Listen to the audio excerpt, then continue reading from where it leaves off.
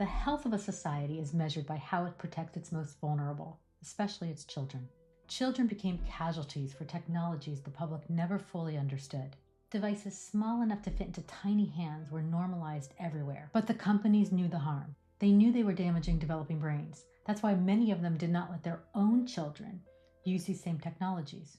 Any system that knowingly exposes its children to harm for profit, control, wealth is not a healthy system. It is a system in serious decline. Parents would not have consented, teachers would not have consented, communities would not have consented, not if the harms had been honestly disclosed. Now we are living with the consequences: loneliness, depression, anxiety, addiction, and the erosion of critical thinking. This is why the lawsuits matter. The California verdict against major tech companies was a warning shot.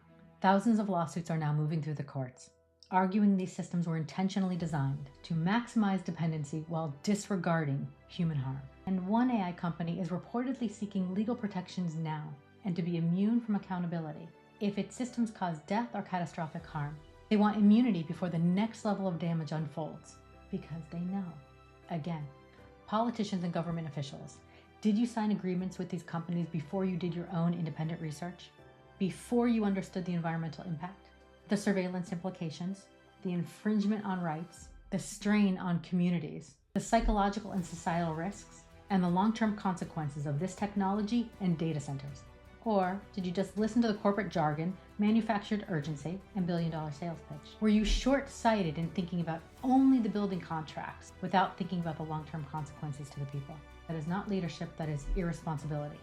And if you are more afraid of lawsuits from powerful corporations than accountability from the citizens you were elected to protect, you are worried about the wrong thing. The pressure is no longer only coming from corporations. It is now coming from the public. Any politician or elected official unwilling to stand behind the human beings being harmed instead of the industries causing the harm does not earn our vote. Not in November, not ever. And maybe that is what the people behind these systems fear most. Human beings who could still think critically, still recognize manipulation, still protect one another, still refuse to surrender their humanity for profit and control. We still have agency. We can correct course. Hope is not passive. Hope is resistance. And the future still belongs to the human beings brave enough to protect humanity.